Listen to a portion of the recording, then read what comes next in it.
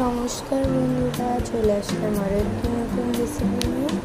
আজকের রেসিপি ইঁচড় চিংড়ি। তো চলো আমি কী করে বানালাম পুরো দেখিয়ে দিই। এর জন্য প্রথমে একটা ইঁচড় কেটে নিয়েছি, ওর মধ্যে নুন আর হলুদ মিশিয়ে নিয়েছি, নিয়ে কিছুক্ষণ ফুটিয়ে নিলাম, নিয়ে হাত দিয়ে নাড়াচাড়া করে নিলাম। একটা কড়াইতে 1 চামচ জিরে, একটা তেজপাতা ও একটা শুকনো লঙ্কা দিয়ে দিলাম কেটে রাখা আলুগুলো দিয়ে হালকা লাল লাল করে ভেজে নেব। ভেজে নিয়ে এর মধ্যে দিয়ে দেবো সিদ্ধ করা ইঁচড়গুলো, দিয়ে ইঁচড় আর আলুটা একটু হালকা করে লাল লাল করে ভেজে নেব। ভাজা হয়ে গেছে, এর মধ্যে দিয়ে দিলাম একটা টমেটো, দিয়ে দিলাম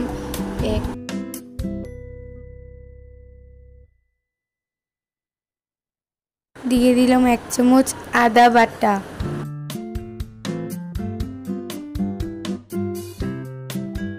এর মধ্যে দিয়ে দিলাম আদা কাঁচা লঙ্কা বাটা, দিয়ে দিলাম 1 চামচ লাল লঙ্কার গুঁড়ো, 1 চামচ হলুদ গুঁড়ো আর স্বাদ অনুযায়ী লবণ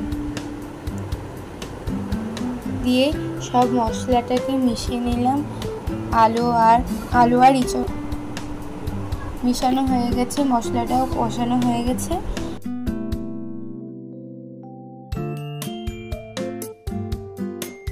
এর মধ্যে দিয়ে দিলাম পরিমাণ মতো জল দিয়ে কিছুক্ষণ ফুটতে দেব আর হাতা দিয়ে একটু নেড়ে নেব। অনেকটা সিদ্ধ হয়ে এসছে, এর মধ্যে দিয়ে দেব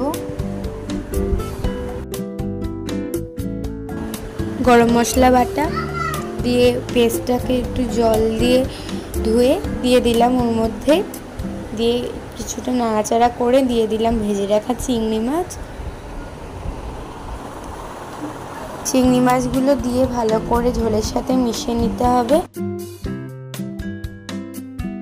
তো রেডি হয়ে গেল ইঁচড় চিংড়ি।